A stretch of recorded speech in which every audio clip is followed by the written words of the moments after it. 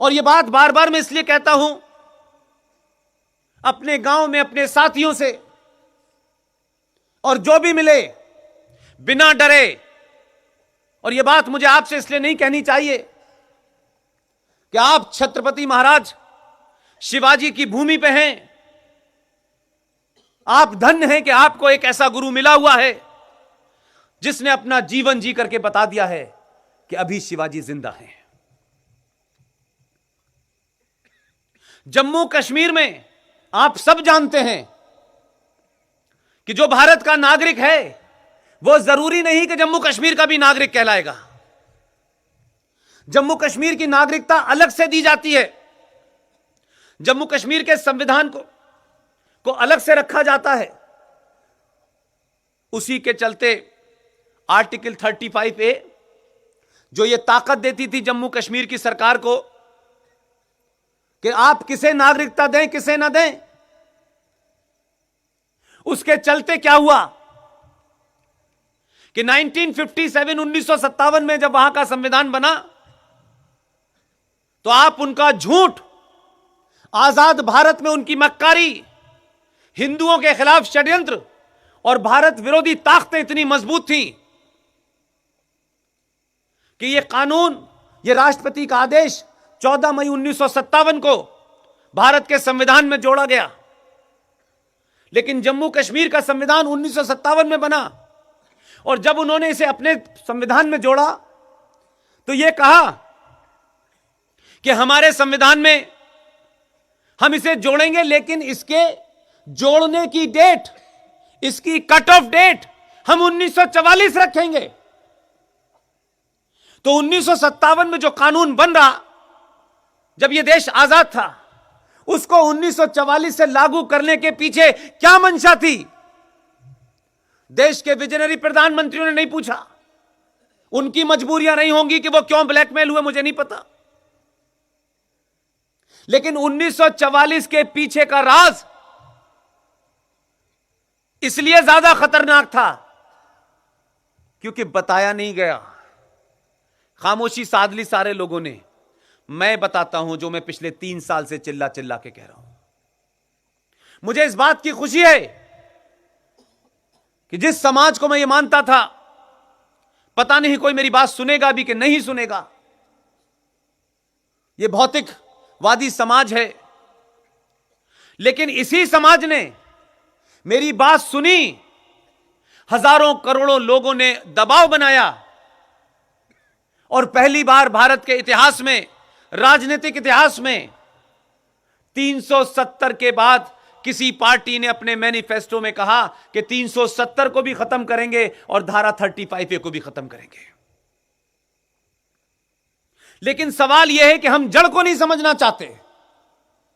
अगर आपकी समझ में जड़ नहीं आएगी तो वर्तमान को समझने में आपको बड़ी मुश्किल होगी। इसलिए कुछ कुछ चीजों की जड़ समझिए, वो क्यों चली, कैसे चली। जो 1944 की डेट है वो इसलिए रखी गई कि 1940 में पाकिस्तान के शहर लाहौर के अंदर 23 मार्च 1940 को मुस्लिम लीग ने अपना जो अधिवेशन किया, उसमें एक प्रस्ताव पारित किया कि पाकिस्तान बनेगा।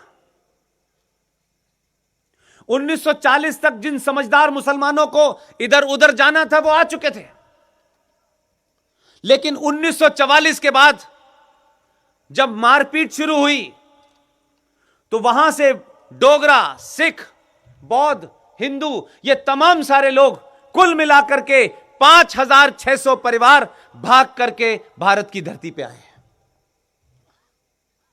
क्योंकि उस वक्त एक ही ट्रेन चलती थी सियालकोट से लेकर के लाहौर तक।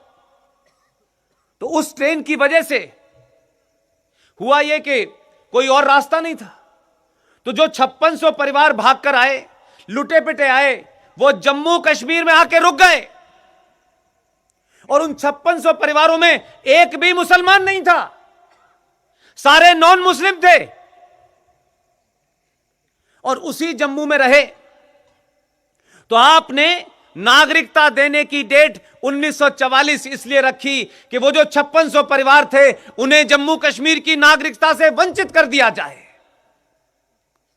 यह सवाल नहीं पूछा। वैसे हमारे यहां हर छोटी छोटी बात पर डिबेट होती है। उसका परिणाम यह हुआ कि यह देश को नहीं पता कि पिछले 70 सालों से दुनिया के सबसे बड़े, विश्व के सबसे बड़े लोकतंत्र के अंदर एक राज भारत की धरती पे था, जिसका संविधान भी अलग था, जिसका मुख्यमंत्री नहीं होता था, जिसका प्रधानमंत्री होता था। उस राज्य ने, उन ताकतों ने भारत की संसद में इस सवाल को उठने नहीं दिया और नेताओं ने इस देश को जागृत नहीं किया।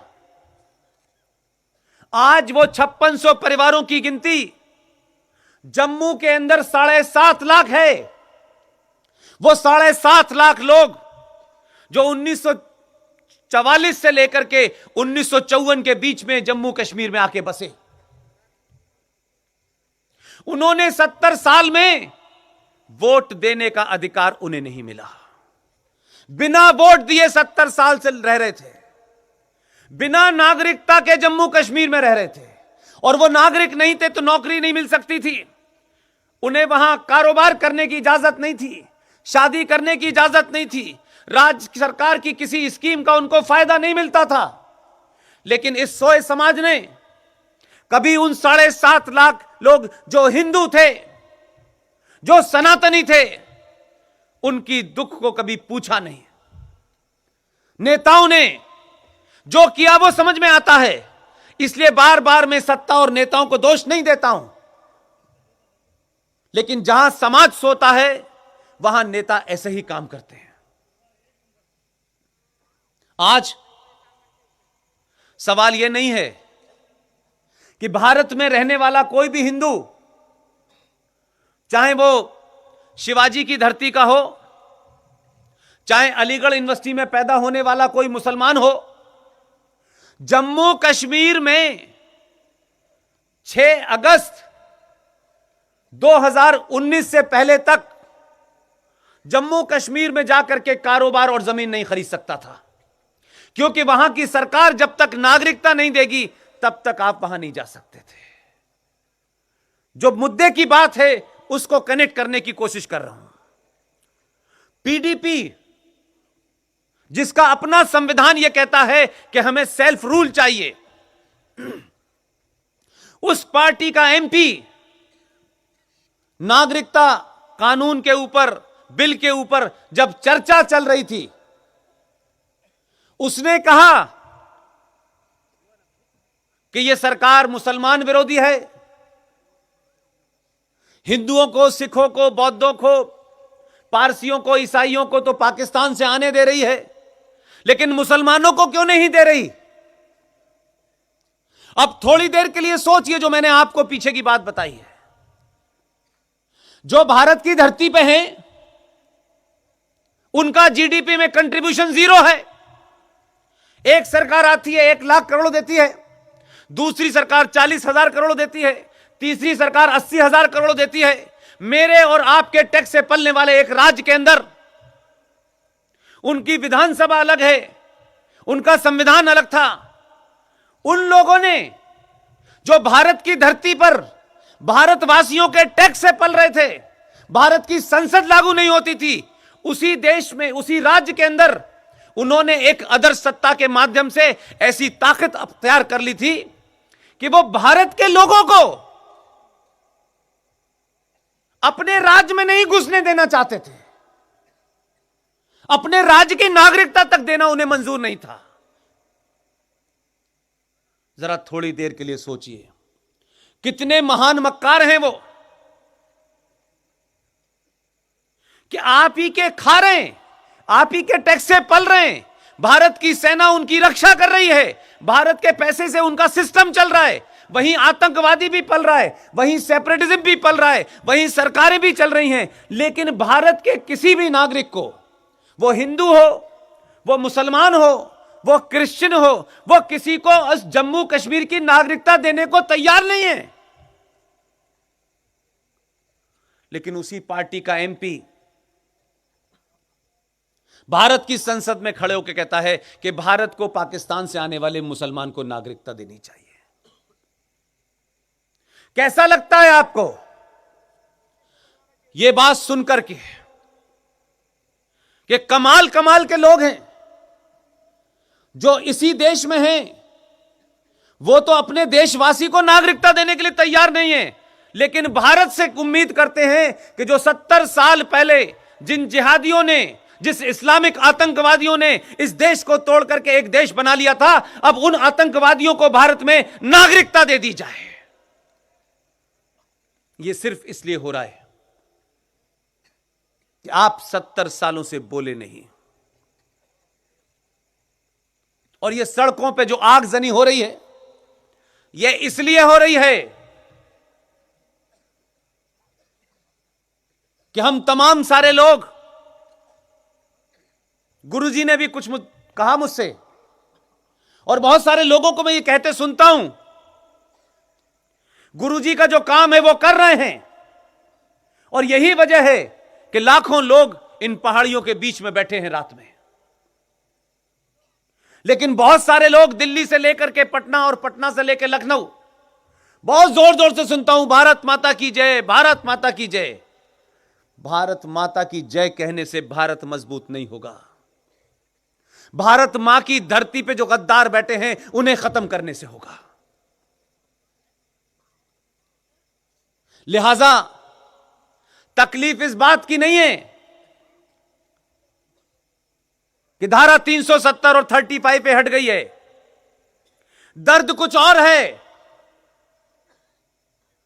जो लोग इस देश को एक सनातनी राष्ट्र, एक हिंदू राष्ट्र बनाना चाहते हैं, मैं देश भर में मेरी बात जो लोग भी सुन रहे हैं, मैं बार बार उनसे कहता हूं, अपने सीने पे हाथ रखो, जो सबसे पवित्र जगह तुम्हारे जीवन की हो वहां खड़े हो 5 मिनट के लिए, और रख के हाथ ये पूछो कि तुम हिंदू राष्ट्र बनाना चाहते हो, लेकिन तुम हिंदू हो कि नहीं, और अगर हिंदू हो तो ये राष्ट्र हिंदू बन चुका, और अगर हिंदू नहीं हो तो हिंदू राष्ट्र नहीं है ये।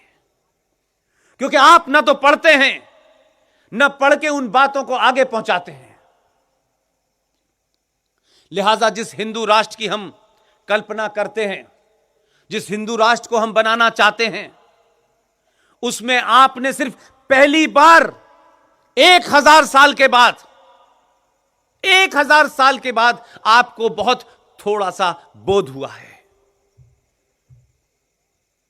सोचें कि आपने इस देश में कभी इस देश को बचाने के लिए, हिंदू राष्ट्र के लिए, सनातन संस्कृति को स्थापित करने के लिए, सनातन को स्थापित करने के लिए क्या कभी वोट दिया था? आपने तो वोट, इस देश में प्याज के दाम महंगे हो जाते हैं तो प्याज पे सरकार को गिरा दिया। पहली बार आपको परिस्थितियों ने उस जगह पहुंचा दिया, हालात आपके सामने ऐसे हो गए कि जितने भी एक्सपेरिमेंट आपने 70 सालों में किए, समाजवाद के नाम पे, वामपंथ के नाम पे, मिलीजुली सरकार के नाम पे, जितना भी हो सकता था, ऊंचा नीचा, अगड़े पिछड़े, हिंदी तमिल, तमाम चीजें इस्तेमाल हो गईं, लेकिन 2014 में आपके सामने कोई रास्ता नहीं बचा। 2014 का बहुमत, कोई कुछ भी कहे, क्योंकि हमारे देश में लोगों को पॉलिटिकली करेक्ट होने का शौक बहुत है, और अपनी बात कहने के लिए मुझे पॉलिटिकली इनकरेक्ट होने का शौक है। 2014 में पहली बार भारत के लोगों ने, एक बहुत बड़े वर्ग ने पहली बार हिंदू होकर वोट दिया। जब आपने हिंदू होकर वोट दिया तो उसके परिणाम आपके सामने हैं, और लोगों ने आपको चढ़ाया, गाली दी कि यह वोट निगेटिव वोट मिला है, यह भ्रष्टाचार के खिलाफ मिला है, यह 70 साल की कांग्रेस सरकार से नाराजगी के कारण मिला है।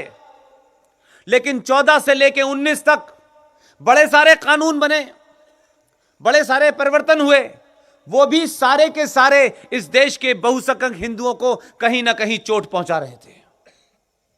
वो तत्कालिक थे। एक व्यवस्था के बदलने में कुछ तकलीफें होती हैं, लेकिन मेरे लिए उससे बड़ा जो प्रश्न था कि जो समाज छोटी छोटी चीजों पे सरकार गिरा देता हो, जो छोटी छोटी बातों पे मेरा तेरा करता हो, आपने यह साबित कर दिया कि जो आपने बटन 2014 में दबाया था, तमाम तकलीफों के बाद आपने कहा कुछ भी हो जाए हमारी तकलीफ कम है, राष्ट्र की तकलीफ बड़ी है, इसलिए दोबारा से 2019 में आपने उससे ज्यादा बहुमत दिया। और जब राष्ट्र खड़ा हुआ सरकार के पीछे, तो सरकारों के ऊपर दबाव इस बात का था और आज भी है। इसलिए मैं आपसे विनती करने भी आया हूं, इस दबाव को 1 मिनट के लिए भी कम मत होने दीजिएगा। लगातार सरकार पे दबाव बनाए रखिएगा। सरकार को यह एहसास कराइएगा कि यह वोट हमने 2019 में सड़क बनाने के लिए नहीं दिया है।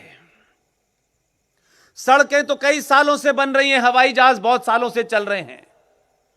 यह इनकम टैक्स में कितनी छूट मिलेगी, यह जीएसटी आएगा नहीं आएगा, यह एडमिनिस्ट्रेटिव फैसले हैं, यह होते रहेंगे। सरकार के ऊपर भी इस बात का दबाव है कि जिस जनता ने उन्हें वोट दिया है, पहली बार हो रहा है कि आपकी सरकार है और आप लगातार रात में भी रथ जगा कर रहे हैं। जो सोने की गलती आपने की थी 1000 साल तक, उसे आपने थोड़ा सुधार लिया है। इसलिए सरकार को पता है कि वोट उन्हें सड़क बनाने के लिए नहीं दिया है, अगर यह वोट मिला है तो राष्ट्र निर्माण के लिए दिया है। और उसी दबाव के चलते 2019 में मात्र 70 दिन के अंदर भारत की संसद में एक अद्भुत घटना घटी, जिस पे चर्चा कम होती है। इसलिए मैंने कहा, अगर जो राष्ट्र के लिए काम करेगा, जो राष्ट्र को बचाएगा, अगर वो किस पार्टी का है किस पार्टी का नहीं है, उसका धर्म क्या है, उसकी जाति क्या है, मेरे लिए महत्वपूर्ण नहीं है। अगर उसने अच्छा काम किया है तो खुल के तारीफ होनी चाहिए, खुल के समर्थन होना चाहिए, और जिन्होंने गलत काम किया है उनके खिलाफ खुल के विरोध होना चाहिए। भारत की संसद में एक पार्टी, जिस सदन में उनका बहुमत नहीं है, यह सुनते सुनते हम थक गए कि धारा 370 और 35A हटाने के लिए जब तक दोनों सदनों में बहुमत नहीं होगा तब तक हम इसे हटा नहीं पाएंगे, बड़ी मुश्किल चीज है। और आस लगने लगी कि पता नहीं कब वो दिन कब आएगा। तो जो लोगों की भावना थी, जो सीधा डायरेक्ट वोट होता है लोकसभा में, उसमें आपने अपनी भावना को प्रकट कर दिया। और जो लगातार दबाव बना, तो सरकार आपके दबाव में जब आती हैं तो कैसे रास्ते निकालती हैं, तब उन्हें इस बात की चिंता नहीं होती कि सत्ता में हम रहेंगे या नहीं रहेंगे। उनको इस बात की चिंता होती है कि 90 करोड़ लोगों ने जिन्होंने वोट दिया है मुझे, मेरा एक एक पल गिन रहे हैं। भारत की संसद में जिस सदन में बहुमत नहीं था इस सरकार का, सबसे डिफिकल्ट, सबसे ज्यादा विवादास्पद, जिस पे तमाम शक्तियां, अंतर्राष्ट्रीय शक्तियां भी लगी हुई थी, बिना देश को बताए हुए बहुत खामोशी से जिस राज्यसभा में उनका बहुमत नहीं था उसमें वो लाए और 24 घंटे में वहां से पारित करा दिया। लोगों को नहीं समझ आया कि यह खेल कैसे हुआ है। मैं समझता हूं कि राष्ट्र को जानने की जरूरत नहीं है, कुछ बातें राज रहने दीजिए। अगर फैसला हमारे हक में है तो वो राज ही अच्छा है। और जब राज्यसभा में पास हो गया तो जो विरोधी लोग थे वो इस बात से मायूस थे कि वहां तो इनके 303 है, वहां कौन रोकने वाला है। तो धारा 370 और 35A जब हटा तो ये एक ऐसा कदम है, इसको सिर्फ धाराओं का हटना मत समझिए। इसके हटने से कुछ हिंदुओं को नागरिकता मिल जाएगी, यह भी मैं नहीं बहुत महत्वपूर्ण मानता हूं। इसलिए इसकी सही व्याख्या कीजिए। 1947 के बाद आजाद और लोकतंत्र भारत के अंदर अगर भारत की सत्ता झुकी, भारत का संविधान झुका, भारत के समाज को झुकाया गया, उस राज्य का नाम था जम्मू कश्मीर। धारा 370 और 35A नहीं हटी है। असल मुद्दा कुछ और है। उसको और ब्रॉडर सेंस में अगर मैं कहूं, 722 और 12 के आसपास जिस जनगण मन को आप गाते हैं, उसी जनगण मन के अंदर एक सिंध नाम का प्रांत था भारत का, जो पाकिस्तान के पास चला गया।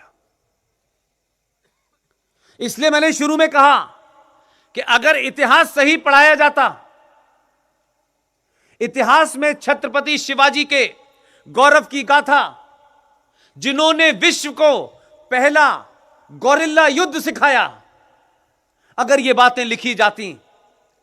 मैंने इसीलिए कहा, मैं पूना में था पिछले दिनों, वहां मुझे अफजल खां का जो वध हुआ था, उस दिन की महत्वता के बारे में उस वक्त मुझे बुलाया गया था।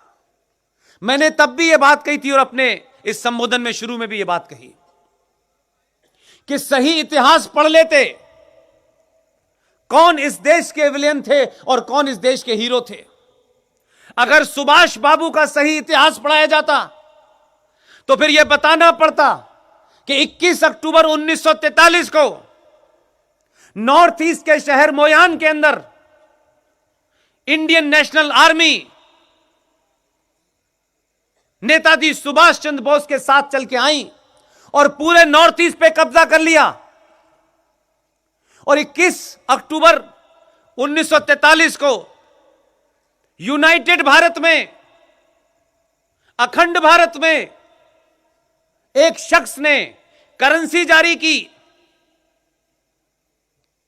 उसने बैंक जारी किया, पासपोर्ट जारी किया और भारत के आजादी की घोषणा ब्रिटिश सरकार के होने के बावजूद की। दुनिया के 11 देशों ने, जिसमें उस वक्त का सबसे ताकतवर मुल्क यूएसएसआर, जिसे आज आप रूस के नाम से जानते हैं, 11 देशों ने मान्यता दी। लेकिन क्या हुआ? वो कौन लोग थे कि 1943 में जिस आदमी ने भारत की आजादी की घोषणा कर दी हो, प्राइम मिनिस्टर की घोषणा हो गई हो, सरकार बन गई हो, 1943 से चल के 1947 में वो आदमी गायब हो गया। कोई कहता है जहाज में मारा गया, कोई कुछ कहता है, लेकिन इस देश में जो जघन्य अपराध हुआ उसके सिर्फ एक लाइन बोलना चाहता हूं। सुभाष चंद्र बोस ने अपने कमांडर शौकत मलिक से यह कहा कि आप आजाद हिंद फौज के साथ में यहां से मार्च करें मोयान से और कदम कदम बढ़ाए जा,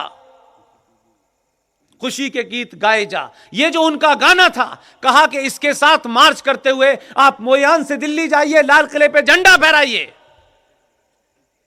शौकत मलिक भी कहां गायब हो गए नहीं पता चला। लेकिन आजाद भारत में मैं इस बात से खुश हूं और आप सबके सामने यह बात शेयर करने से मैं बार बार अपने आप को रोक नहीं पाता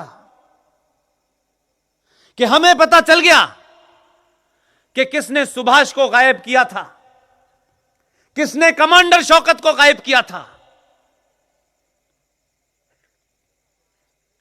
एक लंबी लड़ाई के बाद मेजर जनरल जीडी बख्शी, जिन्हें आप तमाम सब लोग टेलीविजन पर देखते हैं, कर्नल RSN सिंह जो रॉ के पूर्व डायरेक्टर हैं, सुशील पंडित हो, ललित अंबरदार हो और तमाम दीगर दूसरे लोग हो, कैप्टन रिजवी हो, ये तमाम सारे लोगों ने एक लंबी लड़ाई लड़ी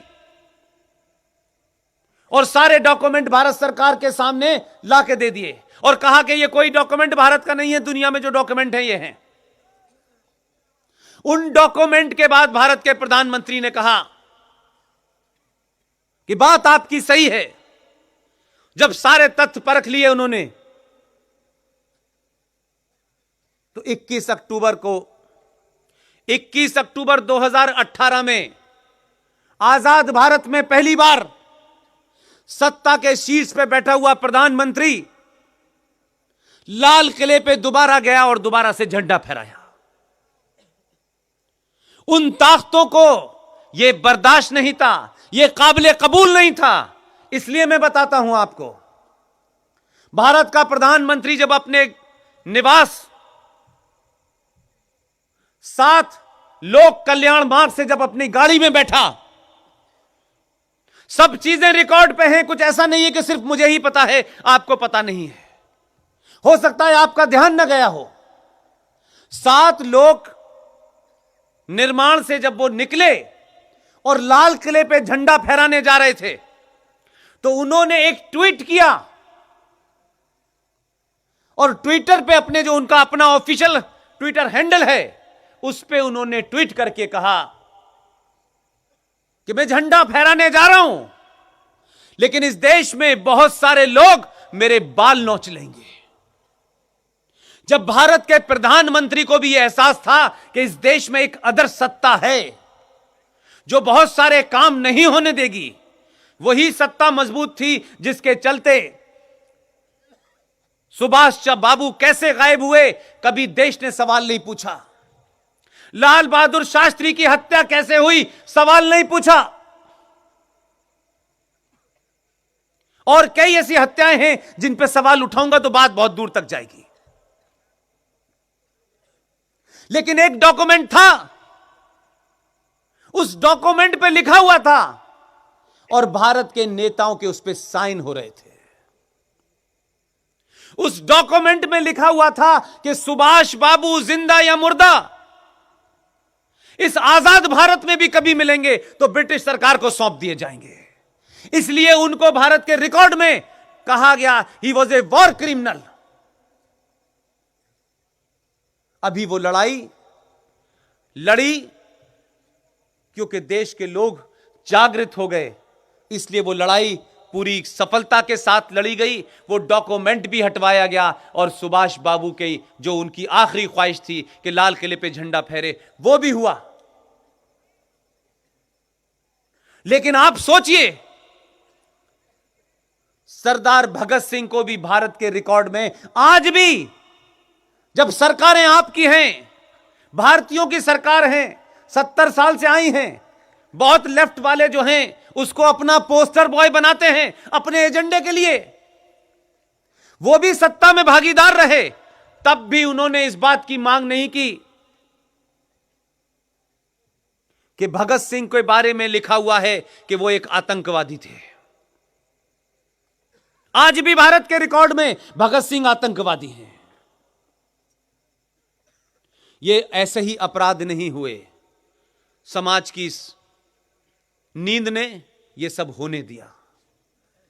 इसीलिए आपके संविधान में जब बना वो 26 जनवरी 1950 को लागू हुआ, तो उस दौर में भी आपकी धरती के, गुजरात की धरती के बहुत सारे ऐसे लोग थे जिन्हें मालूम था कि सत्ता पे जो लोग बैठे हैं वो बहुत कुछ नहीं है, सिर्फ अंग्रेजों के दलाल हैं और ट्रांसफर ऑफ पावर के माध्यम से पीछे के दरवाजे से प्रधानमंत्री बने हैं। वो ये जानते थे। उन हालातों में भी उन्होंने कैसा बारीक बारीक काम करके गए। उसी जब संविधान बन गया तो कहा गया कि यह भारत का संविधान है, अगर इसके ऊपर भारत न लिखा जाए और सिर्फ ये किताब की तरह कोई देखे, और अगर इसके कोई पन्ने पलटे तो पन्ने पलटते पलटते उसको यह एहसास हो कि यह सिर्फ भारत का संविधान हो सकता है और कहीं का हो ही नहीं सकता। एक कमेटी बनाई नंदलाल बोस के अंडर में।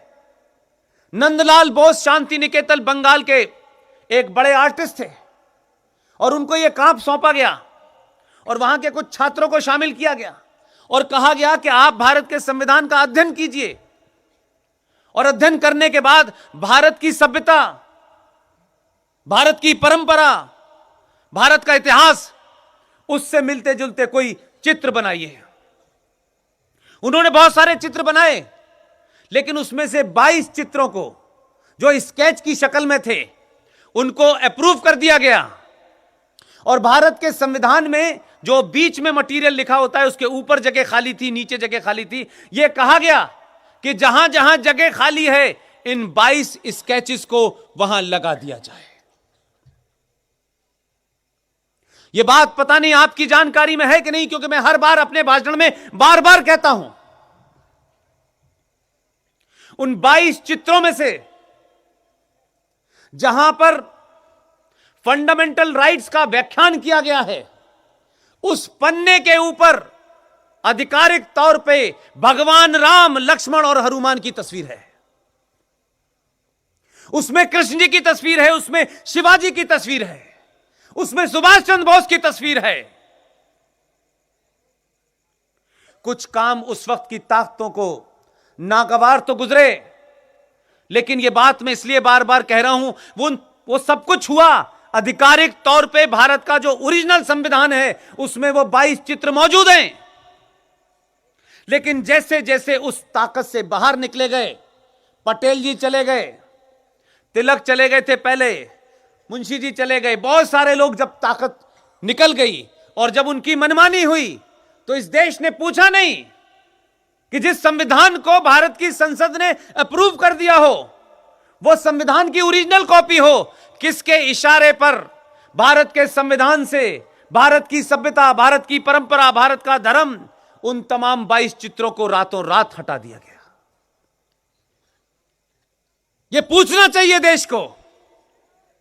इसलिए मैंने कहा, समाज से जो गलतियां हुई हैं उसको दोहराने का समय नहीं है, बल्कि तीव्रता के साथ आपको खड़े होकर चिल्लाने का समय मिला है। मैं बार बार यह भी कहता हूं कि अगर आप लिख सकते हैं तो लिखिए, बोल सकते हैं तो बोलिए, और चिल्ला सकते हैं तो चिल्लाइए। और अगर आप यह भी नहीं कर सकते तो जो चिल्ला रहा है उसके साथ खड़े हो जाइए। कोई एक भूमिका तय कर लीजिए अपनी, और पहले तय करिए कि जब तक हमारी जो भी संस्कृति थी, हम 5000 साल पुराने सनातन के मानने वाले थे। हमारा किसी इतिहास में ऐसा कोई जिक्र नहीं है कि हमने किसी औरत को उठाया हो, हमने किसी की धरती पे कब्जा किया हो, हमने किसी के देश को लूटा हो। हमारा कोई इतिहास ऐसा नहीं मिलता है।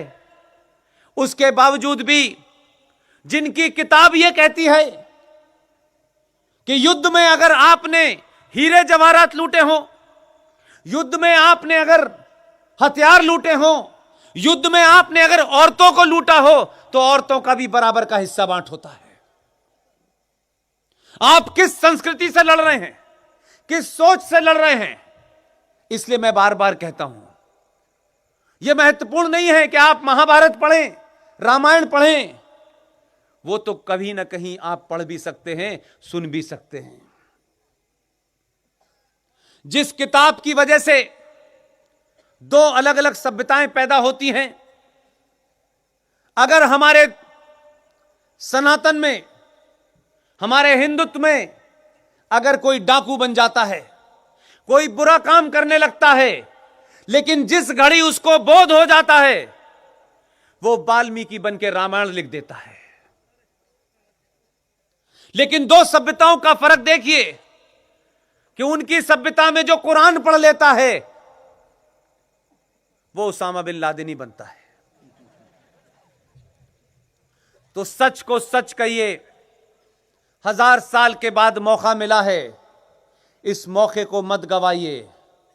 चौराहे चौराहे, गली गली, ये किसी के खिलाफ नहीं है, किसी पार्टी के खिलाफ नहीं है, ये देश की बात है। अगर आप इसे अपना देश मानते हैं, इसे अपना देश बनाना चाहते हैं, तो जो पाप किए गए हैं उन पापियों के जो वारिस सड़कों पे घूम रहे हैं, जो आपको मूर्ख बनाने के लिए जनेऊ पहन रहे हैं, उन्हें यह समझ नहीं आ रहा कि जनेऊ पहना कहां जाता है।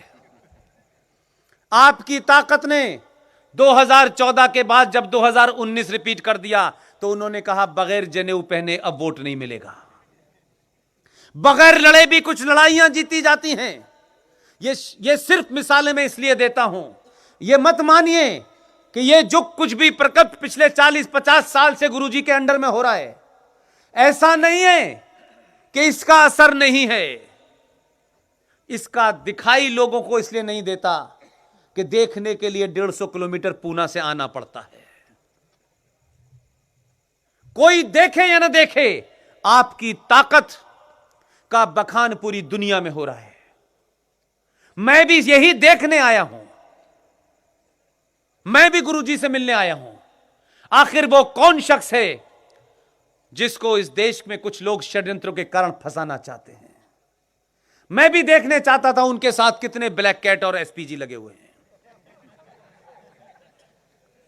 जब सत्ताएं किसी फकीर से डरने लगे तो आप यकीन मान लीजिए कि उस सत्ता का जल्दी पतन हो जाता है। और यह हुआ है हमारे सामने। लिहाजा एक नहीं है, आप ही के महाराष्ट्र की धरती के कुछ लालों ने, वहां भी मेरी अब मीटिंग है, हफ्ते भर के बाद मैं वहां जाऊंगा। मुझे ऐसा लगता है कि महाराष्ट्र की धरती में कुछ अलग ही किस्म का अनाज पैदा होता है। काश हम भी यहां पैदा हुए होते। लेकिन यह भी बात सच है कि जहां पैदा हुआ हूं, अगर वहां पैदा ना होता तो फिर मैं यहां नहीं आता। उसकी वजह क्या है कि इसी महाराष्ट्र की धरती के कुछ लोग जो रिटायर हो गए नौकरियों से, उनके पास कोई पैसा नहीं है। वो पेंशन से एक बड़ा काम कर रहे हैं। आपको नहीं पता होगा, 1957 में भारत की संसद में बहस हुई और उस बहस में यह कहा गया कि जो भारत सरकार कैलेंडर बनाती है, जो भारत सरकार ऑफिशियल कैलेंडर जारी करती है, उस कैलेंडर को अंग्रेजी में बनाया जाए, अंग्रेजी डेट से बनाया जाए, अंग्रेजियों से बनाया जाए, क्रिश्चियन एरा से बनाया जाए कि हिंदू सका से बनाया जाए। लंबी बहस के बाद यह तय हो गया कि भारत का सरकारी कैलेंडर में बड़ी डेट जो होगी वो सनातन और सका की डेट होगी, छोटी सी डेट होगी वो अंग्रेजी कैलेंडर की होगी। यह ऑफिशियली पास हुआ 57 में, किसी से छुपा हुआ नहीं है, ओपन डिबेट है। आप भारत की पार्लियामेंट की लाइब्रेरी में जाके पढ़ लें। उसी लाइब्रेरी से कुछ कागज निकालने के बाद मुझे पता चला, सर्वसम्मति से बहस के बाद यह पास हो गया कि जिस कैलेंडर को आज आप देखते हैं, यह कैलेंडर भारत की संसद ने पास नहीं किया था। मैंने इसीलिए कहा, कौन सी वो दबाव थे, कौन सी वो ताकतें थीं कि जिन्होंने भारत की संसद में, भारत के संविधान में जो सर्वसम्मति से चीजें जोड़ी गई थी, धीरे धीरे कहीं वो लोग नाराज ना हो जाएं, उनको आपने हटाया और भारत की संसद में पास किया हुआ 1957 का वो प्रस्ताव भी आपने खारिज कर दिया। न उसके ऊपर कोई डिबेट हुई, कहां हुआ खारिज, कैसे खारिज हुआ, किसके कहने से हटा, और उस दिन से लेकर आज तक भारत का कैलेंडर अंग्रेजी गणना से छप रहा है। वो महाराष्ट्र के कुछ लोग औरंगाबाद में अपने जीवन की आखिरी दौर में हैं, दिल्ली तक आए, मुझे उन्होंने पूरी बात बताई। जो मैंने कहा मुझसे होगा वो मैं करूंगा। अपनी पेंशन से 2 लाख रुपए खर्च करके हर साल 20,000 कैलेंडर छपवाते हैं और सब जगह बांटते हैं, क्योंकि वो कैलेंडर आज से 5,000 साल पुरानी गणना करेंगे तो डॉट समेत सच होगा और अगली 5,000 साल की गणना करेंगे तो भी ठीक होगा। इतना साइंटिफिक कैलेंडर था। लेकिन यह कैलेंडर कुछ सनातनियों को मजबूत करता, कुछ हिंदुओं को मजबूत करता, उनकी संस्कृति को मजबूत करता, तो सत्ता में बैठे हुए लोगों ने संसद में पास किए हुए उस पूरे के पूरे प्रस्ताव के बावजूद भी उस कैलेंडर को छपने नहीं दिया। एक घटना नहीं है, सन 1976 की घटना बताता हूं मैं आपको, कैसे आपको एक खास तरीके से फंसाया जाए, आप उसमें उलझ जाएं, और जो देश के अंदर साइलेंट ताकतें थीं, जिनको आपने अपीज किया, जिनका यह भी माना कि आपका प्रधानमंत्री होगा, आपने भारत के सेकुलर तथाकथित संसद और संविधान को भी पलट के रख दिया। यह माइनॉरिटी कमीशन क्यों बनाया गया? यह माइनॉरिटी मिनिस्ट्री क्यों बनाई गई? भारत जब बना था, जब इसका संविधान लिखा गया था, तो उसके अंदर सोशलिस्ट और सेकुलर शब्द था ही नहीं। लेकिन हर नेता जब बात करता है तो वो ये कहता है कि पाकिस्तान बना था इस्लाम के नाम पे और भारत बना था सेकुलरिज्म के नाम पे। झूठ बोलता है जो भी ये कहता है, गद्दार है जो ये कहता है। अगर संसद में कोई कहता है तो उस पर मुकदमा चलना चाहिए झूठ के लिए। सन 1947 और 1950 में जो संविधान बना था, उसमें सेकुलर शब्द था ही नहीं, सोशलिस्ट शब्द था ही नहीं। आपातकाल के दौरान मैडम इंदिरा गांधी को लगा कि उनकी सत्ता जा रही है। रात के अंधेरे में बिना संसद के अंदर चर्चा हुए आपने भारत के प्रियम्बल के अंदर 1976 में एक संशोधन किया, 42वां संविधान संशोधन। उसके माध्यम से आपने भारत के प्रियम्बल के अंदर सोशलिस्ट और सेकुलर शब्द जोड़ दिया। सन 76 में जोड़ा गया, और फिर उस सेकुलर शब्द की अर्थ भी गलत करवाए गए। एक एक बात आपको मैं इसलिए बताता हूं, एक एक रेफरेंस इसलिए देता हूं कि जब आप ऐसे गद्दारों से मिलें तो उनके बेनकाबी न करें, ऐसा कर दें कि वो समाज के सामने खड़े न हो पाए। एलन सिंघवी एक बहुत बड़े विद्वान थे, जिनका बेटा कैसे सुप्रीम कोर्ट में जज बनते हैं उसकी ट्रेनिंग देता है। वो सब आपने लाइव देखा है। एलन सिंघवी से मिला हुआ हूं, उन्होंने कई किताबें लिखी हैं। श्रीमती इंदिरा गांधी ने एलन सिंघवी साहब को बुलाया और कहा कि ये जो सेकुलर शब्द है इसका हिंदी में अर्थ क्या होगा, ये आप लिख के बताइए। लंबी चर्चा के बाद उन्होंने कहा कि सेकुलरिज्म शब्द का हिंदी में अर्थ पंथ निरपेक्ष होगा। कोई डिक्शनरी ऐसी नहीं है जो सेकुलर शब्द का मतलब धर्मनिरपेक्ष बताए। उन्होंने अपनी बातचीत में यहां तक जोड़ा कि अगर भारत धर्मनिरपेक्ष हो गया तो अनार्की होगी, अराजकता होगी, क्योंकि धर्म मजहब नहीं है, धर्म कर्तव्य है। राजा का कर्तव्य है, जज का कर्तव्य है, एक टीचर का कर्तव्य है, एक पत्रकार का कर्तव्य है। उस कर्तव्य को धर्म कहते हैं, धर्म नहीं कहते। उन्होंने कहा इसका जो ट्रांसलेशन है, जो इसका रूपांतरण है, वो सिर्फ पंथ निरपेक्ष होगा। लेकिन इंदिरा गांधी ने बात नहीं मानी। एलन सिंघवी साहब ने अपनी जेब से पेन निकाला, कहा मैडम आप ये रख लीजिए, आप जो दिल चाहे लिख लीजिए, लेकिन मैं इसका पंथ निरपेक्ष से ज्यादा इसका मतलब नहीं मानता। यह धर्मनिरपेक्ष का मतलब ही गलत हुआ, और धर्मनिरपेक्ष गलत होने का जो मतलब था वो सिर्फ आज स्थिति उसकी यह हो गई है। जिसे आप धर्मनिरपेक्ष कहते हैं, इसका सिर्फ इतना ही मतलब है कि इस देश में आपके इतिहास को, आपकी गौरव गाथा को, आपके प्रतीकों को जिन्होंने गालियां दी, जिन्होंने लूटा, जिन्होंने रेप किए, उन लोगों की तारीफ करना सेकुलरिज्म है। और जो इस धरती की बात करे, इस देश की हजारों साल पुरानी इतिहास की बात करे, वो सांप्रदायिक है। यह दुनिया का ऐसा पहला देश है जो अपनी संस्कृति पे गाली देने वालों को महान बताता है, उनको प्रोत्साहित करता है। आपकी हजारों साल पुरानी और दुनिया की पहली, जब दुनिया को इस बात का ज्ञान नहीं था कि शिक्षा के मंदिर को क्या कहते हैं, तब पूरी दुनिया में जो आज विश्वविद्यालय के नाम से जाने जाते हैं, वो ऑक्सफोर्ड, वो हार्वर्ड, जिनमें आज जाने के बाद वहां दाखला नकली भी लेके लोग आते हैं और अपने बायोडाटा में लगाते हैं, और गौरव महसूस करते हैं कि हम हार्वर्ड से पढ़ के आए हैं। उस दौर में जब उनके यहां शिक्षा का कोई मंदिर नहीं था, तब आपके यहां तक्षशिला भी था, तब आपके यहां नालंदा भी था। लेकिन यह आप ही की परंपरा है कि जिस शख्स ने नालंदा विश्वविद्यालय को, उसकी लाइब्रेरी को, उसमें रखी 95,000 किताबों को आग लगा दी, 2.5 महीने तक वो किताबें जलती रहीं।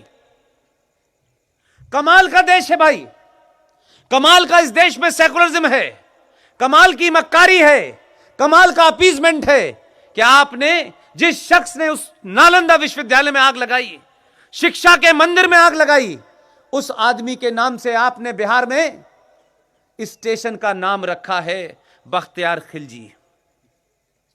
यह ऐसा ही है। लोग जब यह पूछते हैं कि इस देश में कायर क्यों पैदा होते हैं, मुझे इसका एहसास है। इसलिए कायर पैदा होते हैं कि हमारे यहां कायरों को ही महिमा मंडित किया जाता है। हमारे यहां बहादुरों की तस्वीर नहीं लगती है। कायर लोग जो सत्ता में मिलकर अंग्रेजों के साथ सांठगांठ कर रहे थे, उन्हीं को हमारे यहां विजनरी बताया जाता है।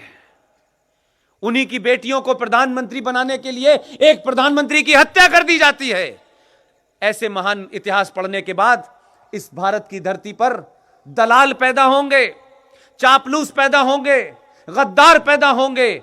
इसीलिए इसमें शिवाजी न पैदा होने पाए, और शिवाजी को जो पैदा करने की क्षमता रखता हो उसको समाप्त करने का षड्यंत्र चलता है। मैं सिर्फ आपसे कोई नई बात नहीं कहने आया, एक ही बात कहने आया हूं। सिंध के राजा दाहिर सेन, जो एक हिंदू राजा था, उस राजा ने प्रॉफिट मोहम्मद, उनके नवासे, उनके परिवार में जो लोग बच गए थे, जिन्हें मोहम्मद बिन कासिम, जो पाकिस्तान का हीरो है, जब उसने सिंध पे चढ़ाई की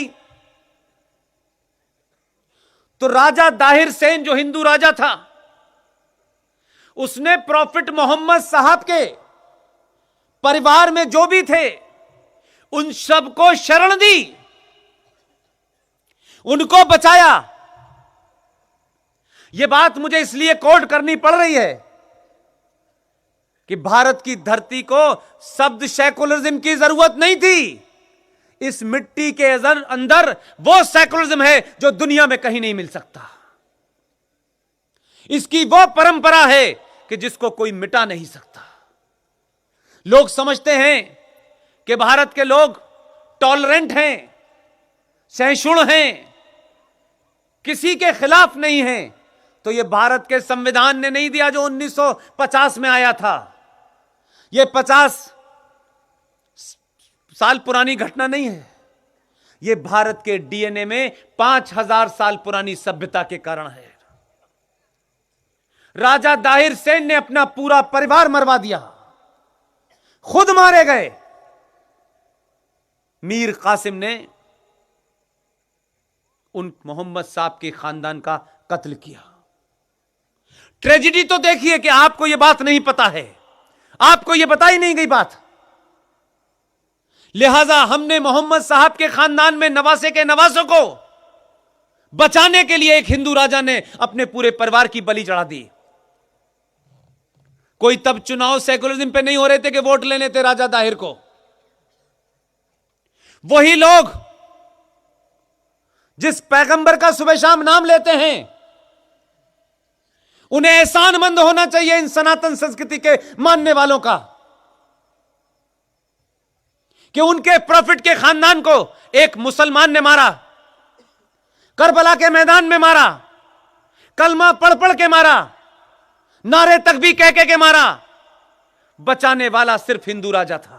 जब तक वो जीवित रहा उसने पूरी कोशिश की कि उनके परिवार के लोग न मारे जाएं। वो मारे गए, उनका परिवार मारा गया, लेकिन मोहम्मद साहब के खानदान के लोग भी नहीं बचे।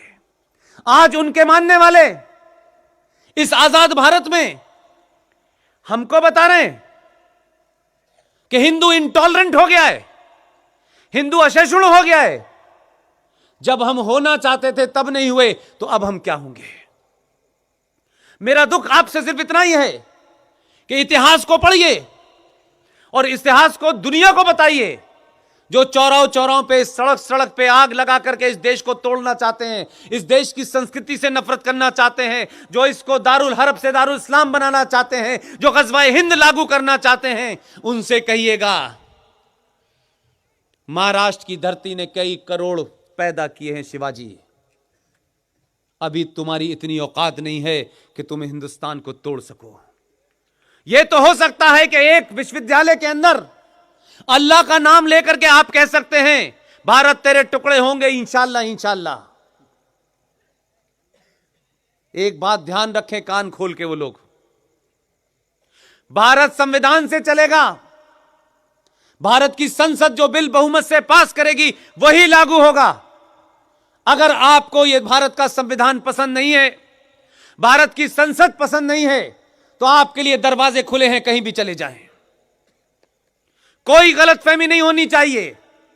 यह 2020 का हिंदू है, यह 2020 का भारतीय है, यह 1947 वाली गलती नहीं करने वाला। अभी तो सिर्फ दिल्ली 2 भेजे हैं इसने।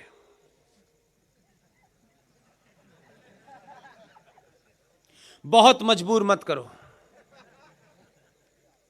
जितना परेशान करोगे ध्यान रखना, ऊपर वाला भी हमारी सुन रहा है कि ऊपर वाले को पता है हक के साथ कौन खड़ा है और बातिल के साथ कौन खड़ा है। ऊपर वाले को भी अंदाजा है कि 1000 साल तक आपने गुलामी बर्दाश्त कर ली, तब भी आपने हथियार नहीं उठाया। आजाद भारत के अंदर देश का पहला मुसलमान गृह मंत्री बनता है। मात्र 45 दिन के अंदर देश का पहला गृह मंत्री जो मुसलमान था, कश्मीर से आया था, 2 दिसंबर 1989 को शपथ लेता है गृह मंत्री की, और 19 जनवरी 1990 जो 5-6 दिन बाद आने वाली है, जरा दिन गिनिए। 2 दिसंबर 1989 और 19 जनवरी 1990 मात्र 45 या 50 दिन होते हैं। वो जिहादी, वो इस्लामिक आतंकवादी भारत का पहला गृह मंत्री, मक्कार, उस आदमी ने उसकी देखरेख के अंदर उसके राज्य से 5.5 लाख कश्मीरी हिंदू पंडितों को उनके धर्म, उनके फेथ, उनके बिलीफ के नाम पर पूरे जम्मू कश्मीर से मार के, काट के, रेप करके भगा दिया। 2500 लोगों को मारा गया। यह घटना औरंगजेब के जमाने की नहीं है, यह घटना 1990 की है। लेकिन देश में कहीं सड़कों पे कोई मुसलमान यह कहता सुनाई नहीं दिया कि हमारे कुरान में लिखा हुआ है कि एक बेगुनाह का कत्ल पूरी इंसानियत का कत्ल है। मुझे कोई नहीं मिला कन्याकुमारी से लेकर आसाम तक। यह मक्कार, यह मुनाफिक, यह गद्दार नहीं बोले।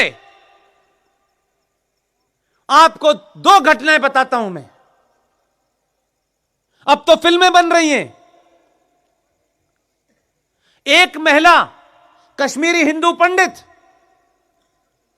वो भी 1990 में जैसे हजारों लोग भागे, कुछ कपड़े भी नहीं थे। सोचिए कि जो लोग 5 या 7 डिग्री टेम्परेचर में रहते थे, उनको दिल्ली में 50-50 डिग्री टेम्परेचर में क्या क्या बीमारी हुई पिछले 30 साल से, कोई पूछने नहीं आया। किसी ने नहीं पूछा कि भाई ये कश्मीरी हिंदू पंडित, इनका कौन सा ऐसा आरोप और अपराध है, इन्हें किस लिए मारा गया, क्या किसी को मारा था, क्या किसी की बेटी को छेड़ा था, क्या किसी की नौकरी छीनी थी। उनका एक ही अपराध था, वो सनातन के मानने वाले थे, वो शिक्षा में नंबर 1 थे, वो दुनिया भर में अपना जो उनका ज्ञान था उसका प्रचार कर रहे थे। उनको उनकी पहचान के नाम पे मारा गया। वो आ गए कश्मीर में जो 2,500 लोगों की हत्याएं हुई हैं। मैं इसलिए बताना चाहता हूं, 30 साल में जो बात मैंने शुरू में आपसे कही कि जिनकी प्रवृत्ति 1947 में नहीं बदली, वो 2019 में सिटीजन अमेंडमेंट बिल के ऊपर चर्चा में अपनी पोल खुलवा रहे थे। जो घटना 1990 में हुई है, आप उनसे उम्मीद कर रहे हैं कि उन्हें कश्मीरियत चाहिए, इंसानियत चाहिए। आप चाहते हैं कि वो आपकी बात मानेंगे, आप चाहते हैं वो भारत की बात मानेंगे। एक घटना से इतनी बड़ी घटना हुई, मैं उनको भी दरकिनार करता हूं। एक कश्मीरी हिंदू पंडित महिला, वो कैसे भाग करके वहां से आई। कुछ दिनों बाद उसके जो कलीग थे, साथी एम्प्लॉय थे, जो उसके साथ काम करते थे, उन्होंने फोन किया और कहा कि अब सब ठीक हो गया है। प्रदीप भाई कहा सब ठीक हो गया है, तुम आ जाओ, तुम अपने पिछले इतने समय की जो तनख्वाह है वो भी ले लो। उस औरत का भोलापन देखिए। उसने ये सोचा कि शायद मॉब मेंटलिटी के अंदर, भीड़ की मानसिकता से शायद यह अपराध हो गया हो। ये कलीग मेरे साथ 20-20, 30-30 साल से नौकरी कर रहे हैं। उसने उन पे यकीन कर लिया। वो महिला श्रीनगर चली गई। उस महिला के साथ उन 21 के 21 एम्प्लॉय ने सामूहिक बलात्कार किया। और बात यहीं तक नहीं रुकती। सामूहिक बलात्कार करने के बाद उस महिला के सारे कपड़े उतारे और हाथ से जो आरा मशीन थी उसमें उसके 4 टुकड़े कर दिए। वो कहते हैं हमें इंसानियत चाहिए, कश्मीरियत चाहिए। तुम्हें कोई इंसानियत नहीं चाहिए, कोई कश्मीरियत नहीं चाहिए, तुम्हें 303 चाहिए। ये देश में ऐसे लोग रह रहे हैं, सत्ता पे काबिज हैं, संसद में बैठे हुए हैं, आपके कानून बनाने वाली मशीनरी के साथ जुड़े हुए हैं। सत्ताएं बदलने से सब कुछ नहीं होगा। सत्ताएं बदलना पहला कदम है। एक एक दिन में 48 घंटे का जीवन जीना होगा, तब जाकर के चीजें बदलेंगी। ऐसे ही ये देश में 500 कश्मीर नहीं बसे हैं। ऐसे ही देश में आग नहीं लग रही है। राजा दाहिर सेन के बाद पहला कोई हिंदू प्रधानमंत्री आया है जिसने आजाद भारत में संवैधानिक तौर पर एक इस्लामिक स्टेट को कुचल दिया है। तकलीफ इस बात की है कि 70 सालों में जो हमने सत्ता जमीन के नीचे बना के रखी थी, जिससे इस देश की पुलिस डरती है, क्योंकि पुलिस को इस देश की सरकारों ने बौना बना दिया है। जिस चार्टर पे साइन करके पुलिस वाला नौकरी करता है, उसको इस देश की सरकारें अपने पॉलिटिकल एजेंडे के लिए लागू नहीं करने देती। इस देश की माइट, इस देश की पुलिस और फौज को पंगु बनाने की कोशिश की गई। इसीलिए कुछ जिहादी, कुछ इस्लामिक आतंकवादी कश्मीर में फौज को दौड़ा दौड़ा कर मारते हैं। फौजी के हाथ में AK-47 है, उसको यह मैंडेट दिया गया है कि जो उस पर हमला करेगा यह भारत की प्रभुसत्ता पे खतरा माना जाएगा और आप उसको गोली मार सकते हैं। लेकिन उनसे कहा जा रहा है कि आप संयम बरतें। जिनसे कहना चाहिए था संयम बरतने के लिए, उनसे नहीं कहा जा रहा। इसलिए आपने गुजरात में, दिल्ली में, पटना में, तमाम इलाकों में पुलिस भाग रही है और जिहादी इस्लामिक आतंकवादी इस देश की संसद ने पास किए हुए कानून के खिलाफ सड़कों पे उतर के देशद्रोह कर रहे हैं और पुलिस को कहा जा रहा है आपको अभी डंडा नहीं चलाना है। मैं इस बात से शुरू में आहत था, बहुत आहत था। सत्ता इसलिए नहीं बदली थी, लेकिन मुझे बाद में बताया गया कि इस देश को देख लेने दीजिए। कि इस देश के साथ कौन देश के साथ खड़ा है और कौन देश का गद्दार है। 1990 में टीवी कम था इसलिए देखा नहीं, 1947 में टीवी था ही नहीं तो देखा नहीं, 2020 में देश को देखने दो कि कौन गद्दार हैं जो इस देश की पुलिस के ऊपर संसद का पास किया हुआ कानून, जो पूरे संवैधानिक तौर पे बहुमत के साथ पास किया है, उसके लिए देश को आग लगा रहे हैं। जरा एक हफ्ते रुक जाइए। देश ने देखा, एक हफ्ते बाद दौड़ने वालों का डायरेक्शन बदल गया। और तो और जो दिल्ली में भेजे हैं, आपने इस बीच में, मैं बार बार आपकी तुलना राष्ट्रवाद में, राष्ट्र के प्रति जो जागरूकता है, मैं गुजरात और महाराष्ट्र के लोगों को बार बार कहता हूं, जो आप में है वो नॉर्थ इंडिया में नहीं है, ऐसा मानता हूं मैं। लेकिन यह आप ही का दबाव है, यह आप ही की ताकत है कि यूपी वालों को भी अकल आ गई। उन्होंने भी गलत जगह बटन दबा दिया, बटन गलत जगह दबाया और सिंगल मैसेज दे दिया कि जिहादियों की, इस्लामिक आतंकवादियों की खुलेआम गुंडागर्दी सड़कों पे हम नहीं चलने देंगे। ये वोट हमारा इस काम के लिए दिया गया है, इस काम के लिए नहीं दिया गया कि आप उत्तर प्रदेश में फ्लाईओवर बनवाइए। और वहां पर अल्लाह ने सुन ली। बार बार मैं अल्लाह के सुनने की बात इसलिए कहता हूं, आपको वाजे कर दूं, मैं कोई बात बगैर लिखित बात के अलावा करते ही नहीं हूं। मेरे पिताजी मुझसे कहते थे, जो लिखा है वो ही सही है, बाकी सब बेकार है। कुरान मजीद में लिखा हुआ है, अल्लाह जब अपने बंदों से, अपने आज्ञा करने वालों लोगों से, जो उन पे ईमान लाए थे, उन ईमान लाने वालों से एक जगह फरमा रहे हैं कि तुमको मैंने दुनिया में भेजा है, तुम्हारे लिए मैंने हर किस्म का इंतजाम करके रखा है, तुम उसका भरपूर इस्तेमाल करो। लेकिन जिंदगी जीने के लिए जो रास्ते मैंने तुमको बताए हैं, अगर रास्ते से उतर गए तो मैं ऐसा आदमी भेजूंगा जो रास्ते पे ले आएगा। यह कुरान मजीद में है, मैं नहीं कह रहा, मेरा कोई दखल नहीं है, मैंने उसमें कोई तब्दीली नहीं की, अल्लाह ने सीधा लिखा हुआ है। जो लोग इसको नहीं पढ़ते, कुरान से डराते हैं, मैंने पढ़ लिया था 5वीं क्लास में। उन्होंने समझा अल्लाह ने कहा है, क्या फर्क पड़ता है, नहीं माने। 2014 में एक आदमी भेजा,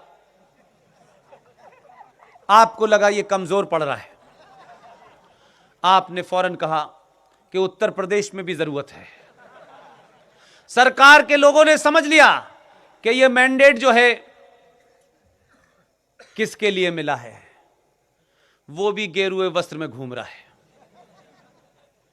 उसने अलग काम किया जो अभी दिल्ली में नहीं हुआ।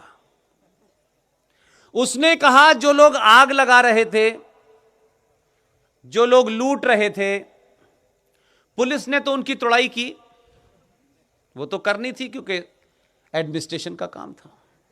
उसने सीसीटीवी कैमरे लगवा के ये पता करा लिया किस किस ने तोड़फोड़ की है, और कहा जिसने जितने की तोड़ा है उतने का कीमत वसूल की जाएगी। नोटिस भेज दिया उनको, अभी नोटिस भेजा है, मस्जिदों में कह रहे हैं या अल्लाह माफ कर, एक बार माफ कर दे। उन्होंने कहा अब नहीं होगी माफ, अब अजानें कम हो रही हैं, नमाज कम पढ़ी जा रही है, योगी योगी हो रहा है मस्जिद में, किसी तरह मौला एक बार माफ कर दे। उन्होंने कहा 70 साल से माफ कर रहा था, इस बार नहीं करूंगा, पूरी कीमत वसूलूंगा। अब समझ में नहीं आ रहा, घर बेचें क्या अम्मी के गहने बेचें, ये योगी छोड़ेगा नहीं, न इसका कोई आगा है न पीछा है, न इसको किसी को कुछ देना है न लेना है। इसने गेरुआ बस पहन के पहले ही कह दिया है, ऐसे ही आया था ऐसे ही जाऊंगा। वहां बड़ा परेशानी है। मैं बार बार आपको फिर उसी तरफ कहना चाहता हूं, राष्ट्र को बचाने के लिए जितनी भी निजी आपकी शिकायतें हैं ऊंच नीच, जात पात, यह आपका अपना निजी मामला है। इसको अपने घर में रखिए। आपने 1000 साल अपनी मर्जी से जी के देख लिया, बांट के देख लिया, अगड़ों में पिछड़ों में कुछ सियासी लोगों ने आपको बांट दिया। अब यह समाज को इससे आगे नहीं जाना है। जो हमारे समाज से लोग चले गए हैं, राजनीतिक कारणों से चले गए हैं, उनका हाथ पकड़ना है सामूहिक तौर पर। सिर्फ उनको एहसास कराना है, हो सकता है हमारे किसी पूर्वज से कोई गलती हो गई हो, और आप सब तो गुरु जी के शिष्य हैं, उनके बचाए रास्ते पे चलते हैं। आप तो शिवाजी की धरती, महाराजा शिवाजी, छत्रपति शिवाजी की धरती के हैं। अगर किसी से किसी के जख्म को मरहम लगती हो यह कहने से कि हमसे गलती हो गई थी, हम माफी चाहते हैं, हमारे पूर्वजों से गलती हो गई थी, हम माफी चाहते हैं, हम सामूहिक तौर पर तुम्हें गले लगा करके अपने परिवार में जो थे हम वापस लाना चाहते हैं। इससे आप बड़े होंगे, छोटा नहीं होगा। जिस दिन भी यह कहना शुरू कर देंगे, यह जय भीम और जय मीम की मक्कारी खुल जाएगी। सिर्फ आपको थोड़ा सा बताना है, और जैसे जैसे ये आगे बढ़ रही है कहानी, जैसे जैसे इस पूरी सभा में मुझे सबकी टोपियां सफेद नजर आती हैं, न किसी ने नीली पहनी है, न किसी ने केसरिया पहनी है, न किसी ने हरे रंग की पहनी है। इसका मतलब है कि जितना आपका दिल साफ है उतना ही आपका दिमाग भी साफ है। एक बार, सिर्फ एक बार 50 साल के लिए सामूहिक तौर पर अपने परिवारों में, अपने समाज में, कहिए कि 50 साल तक एक कुछ भी हो जाए, ये आदमी हो वो आदमी हो, दिल्ली की सत्ता पे वही बैठेगा जो सनातन और राष्ट्र को बचाएगा। पार्टियों के चक्कर में मत पड़िए, पार्टी को साबित करना होगा कि हम सनातनी हैं। दौड़ लगनी चाहिए कि कौन सनातन का ज्यादा काम करेगा, हम मान जाएंगे कि हमारी ताकत का अंदाजा हो गया है। कोई आपको कंफ्यूजन नहीं रखेगा, कोई 16% और 5% और 2% की खिचड़ी नहीं बना पाएगा। तय करिए कि 50 साल तक किसी जात पात के नाम पर आप राष्ट्र के लिए वोट नहीं देंगे। आप वोट देते वक्त सिर्फ सनातन हो और भारत राष्ट्र को अपनी आंखों के सामने रखें। उसके अलावा दुनिया के तमाम झगड़े, शादी ब्याह, लड़ना झगड़ना सब जाति के नाम पे करें, करिए, कोई दिक्कत नहीं है। लेकिन सिर्फ 50 साल के लिए यह प्रण करें कि इस बात को हमें समाज में नहीं लाना है। हमारे पड़ोस में कौन रहता है, उसकी जाति क्या है, हमें इससे मतलब नहीं है। वो सनातनी है, उसके संकट में भी खड़ा होना है, उसके हर्ष में भी खड़ा होना है। जिस दिन भी आप ये तय कर लेंगे, दिल्ली की सत्ता में 2 परिवर्तन हुए हैं। उन परिवर्तन में एक का जिक्र मैंने किया। कुछ लोग कहते थे वोट लेने के लिए जब तक मस्जिद नहीं जाएंगे सरकार नहीं बनेगी। आपने, जब आप सनातन हुए, जब आप हिंदू हुए, तो आपने सिर्फ इतना ही कहा। ऐसे हालात पैदा कर दिए कि मां भी कुछ नहीं कह पा रही और बेटा जनेऊ पहनने के सीख रहा है, कैसे पहने। बहुत फंस गया है बेचारा, कभी गले में पहन रहा है, कभी कान में पहन रहा है, कभी कमर में पहन रहा है, कभी जेब में लेके चलता है। उसकी समझ नहीं आ रहा कि जनेऊ पहना कैसे जाता है। यह काम आपने सिर्फ अपनी शक्ति से किया, बगैर AK-56 उठाए किया। दूसरा काम भी बहुत बड़ा हुआ है। इसलिए मैंने कहा कि राजनीतिक चश्मे से बहुत सारे लोग सही बात तक, निष्कर्ष तक नहीं पहुंचते। मैं कुछ चीजों को सोशोलॉजिस्ट के एंगल से देखता हूं, समाज में क्या परिवर्तन हो रहा है। दिल्ली में एक बहुत बड़ी मस्जिद है, उस मस्जिद का इमाम विदेश से आया था, बुखारा से, इसलिए उसके नाम के आगे बुखारी लगता है। एकमात्र ऑथेंटिक विदेशी मुसलमान है। बाकी 99-100% इस देश के मुसलमान सनातन से कन्वर्ट हुए हैं। कुछ तलवार के डर से हुए, कुछ लालच में हुए, कुछ जजिया न देने की वजह से हुए, लेकिन ऑथेंटिक विदेशी मुसलमान भारत की धरती पर जो है वो दिल्ली के अंदर जो जामा मस्जिद है उसका इमाम है, उसका नाम है अहमद बुखारी। मैंने अपने जीवन में वो दृश्य देखे हैं जिनको देखने के बाद मुझे कभी गर्व नहीं, शर्म हुई, लेकिन मैं फाले के उस तरफ बैठा था, सिर्फ देख ही सकता था। मैं अगर आज आपके बीच में खड़ा हूं तो ये घटनाएं सब मेरे जीवन की महत्वपूर्ण हैं कि मैंने नौकरी छोड़ी और आपके बीच में आ गया। मैंने इस देश के प्रधानमंत्रियों को उस जामा मस्जिद की चौखट में, पीछे जो कमरा है उसमें मैंने सर को झुकाते हुए देखा है। देश के प्रधानमंत्री, बड़े बड़े नेताओं को देखा, लाइन लगी होती थी, ये गए तो दूसरा आया, फिर तीसरा आया, फिर चौथा आया। हर आदमी वहां जाता था जामा मस्जिद और कहता था कि जब तक ये जो मौजूद हैं अहमद बुखारी, इनके अब्बा जान का नाम था अब्दुल्ला बुखारी, जब तक अब्दुल्ला बुखारी की धरती पर माथा नहीं टेकेगा इस देश का हिंदू, मुसलमान का वोट नहीं मिलेगा। मैंने वो दृश्य भी देखा है और ये दृश्य भी देखा है। एक ने जनेऊ पहनना शुरू कर दिया और दूसरा बेचारा जामा मस्जिद की जो दरवाजा है उसे हर 5 मिनट बाद खोलता है और झांकता है कोई आया फतवा लेने के नहीं। वहां कोई जा ही नहीं रहा, उनकी भी दुकान बंद हो गई। उनको समझ में आ गया कि जो फतवा लेने जाएगा वो दिल्ली नहीं पहुंचेगा, क्योंकि इस देश की मेजॉरिटी ने तय कर लिया है कि जो शुद्ध जनेऊधारी होगा, जिसको टोपी पहनने का शौक नहीं है, जो टोपी पहनने से मना कर देता है, वो कहता है सनातन की टोपी के अलावा दूसरी टोपी पहनूंगा ही नहीं। जो हरा रंग का शॉल डाल के रोजा इफ्तार नहीं देता, जिसे अपने सेकुलर होने का रोज प्रमाण नहीं देना होता, जो भारत में प्रधानमंत्री की शपथ लेने के बाद भूटान जाता है और नेपाल जाने के बाद वहां के सबसे बड़े मंदिर में 6 घंटे पूजा करने के बाद रुद्राक्ष में निकलता है, गेरुए वस्त्र में निकलता है, उसे अपनी पहचान पे कोई शर्म नहीं है। वो कहता है मैं ये हूं, तुम्हें एक्सेप्ट हो एक्सेप्ट करो, नहीं तो मुबारक हो तुम। ये ताकत आपने दी है, इस ताकत को अगले 50 साल तक बना के रखिएगा। जिस दिन भी आपने ये सोच लिया, यकीन मानिए दुनिया आपका लोहा मानेगी, क्योंकि जब दुनिया यह जानती है आपको 1947 के भारत, 1947 में इस देश के एक साहब हमारे पिता बने, उनसे नहीं जानती। हमने माना नहीं, लेकिन वो जबरदस्ती हमारे पिता हैं। हमने कभी नहीं कहा ये पिता हैं, वो तो अच्छा हुआ वो चली गई, नहीं वो मां हो जाती हमारी। लेकिन हमसे कहा नहीं तुम्हारा पिता ये मानो। हमारे लिए संकट है कि हम अपने पिता को पिता कहें कि इन्हें पिता कहें। लेकिन जैसा भी है, हमने पता किया कि भाई ये कब तय हुआ कि ये पिता हैं देश के। उन्होंने कहा इसका कोई प्रमाण नहीं है। ये भी कमाल की बात है, लेकिन फिर भी देश पिता कह रहा है।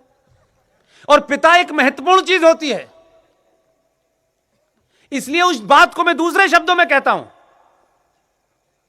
दुनिया में अगर सबसे बड़ी कोई सच्चाई है, एक ऐसी सच्चाई जिस पे कोई डिबेट नहीं हो सकती, जिस पे कोई प्रमाण नहीं मांगा जा सकता, उस सच्चाई का नाम है मां। यह सच्चाई है कि मेरी मां ने मुझे पैदा किया है। जिस मां ने आपको पैदा किया है उस पर डिबेट नहीं हो सकती। लेकिन इस दुनिया में एक शब्द है विश्वास, यकीन। जो मां आपको पैदा करती है, आप बोलने और सुनने लगते हैं, वही मां जिस पुरुष की तरफ कह देती है यह तेरा पिता है, आजीवन बगैर प्रमाण के आप उसे अपना पिता मान लेते हैं, इसे कहते हैं विश्वास। इसका कोई तोड़ नहीं है। अंग्रेजों ने तोड़ने की कोशिश की। अंग्रेजों ने कहा घटना छोटी सी है। मैं बार बार कहता हूं कि सिर्फ बड़ी घटनाओं का जिक्र करने से बड़े नहीं होते। छोटी घटना कितना गहरा असर आपकी मानसिकता पे करती है। अंग्रेजों का बनाया कानून पुष्पेंद्र कुमार कुलश्रेष्ठ के पिता कौन हैं, यह मेरी मां के अलावा कौन जानता है। लेकिन कानून यह है, अंग्रेज सरकार का गुलाम जब तक वो प्रमाण पत्र नहीं देगा कि पुष्पेंद्र कुलश्रेष्ठ बलदेव प्रसाद की औलाद हैं, तब तक कोई मानेगा नहीं। उस अंग्रेज को कैसे पता चला मैं बलदेव प्रसाद की औलाद हूं? उसे किसने बताया?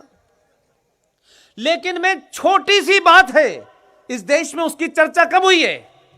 मैं इसलिए कह रहा हूं, स्वाभिमान, आपका पुरुषार्थ जब ही जगता है जब आपको अपने आप के ऊपर गर्व होता है, अपने इतिहास पे गर्व होता है, आप अपनी गलतियों से सीखते हैं, तब आपके अंदर पुरुषार्थ पैदा होता है। डरे हुए, कमजोर और कुंठाग्रस्त आदमी में पुरुषार्थ नहीं पैदा हो सकता। जिसने भी यह बताया और जिसने भी यह किया, मैं कहता हूं कि बड़ा समझदार आदमी है।